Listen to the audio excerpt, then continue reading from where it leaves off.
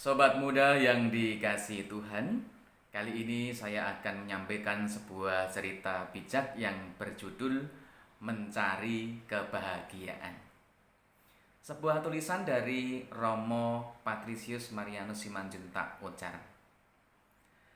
Alkisah, ada seorang pemuda sedang duduk dengan tatapan kosong ke arah hamparan air telaga. Tiba-tiba terdengar suara sengau memecahkan kesunyian.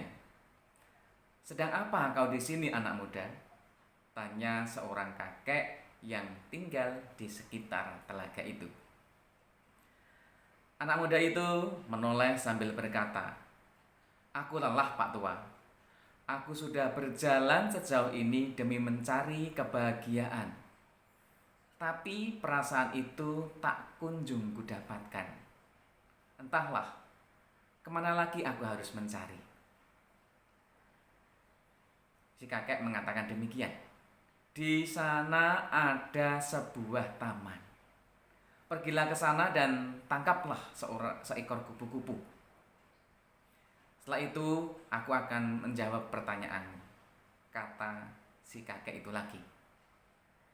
Meski merasa ragu, anak muda itu pergi juga ke arah yang ditunjuk.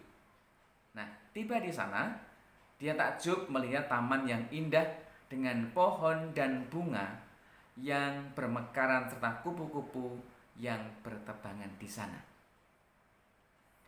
Dari kejauhan si kakek melihat pemuda itu. Ia mengendap-endap menuju sasarannya. Hup, sasaran itu luput. Dikejarnya kupu-kupu ke arah lain. Hup, lagi-lagi ia gagal.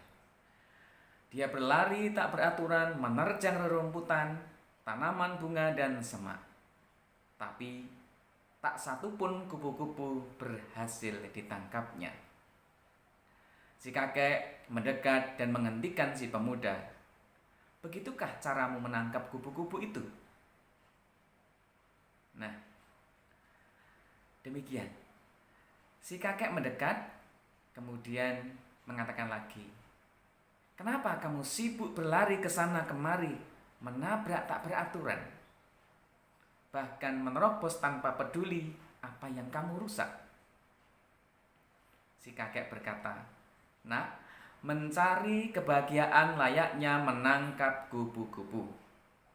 Tidak perlu kau tangkap fisik kupu-kupu itu. Biarkan dia memenuhi alam semesta ini sesuai fungsinya. Tangkaplah keindahan warna dan geraknya di pikiranmu dan simpan baik-baik di dalam hatimu. Demikian pula dengan kebahagiaan. Kebahagiaan bukanlah benda yang dapat digenggam dan disimpan di suatu tempat. Ia tidak kemana-mana, tetapi ada di mana-mana.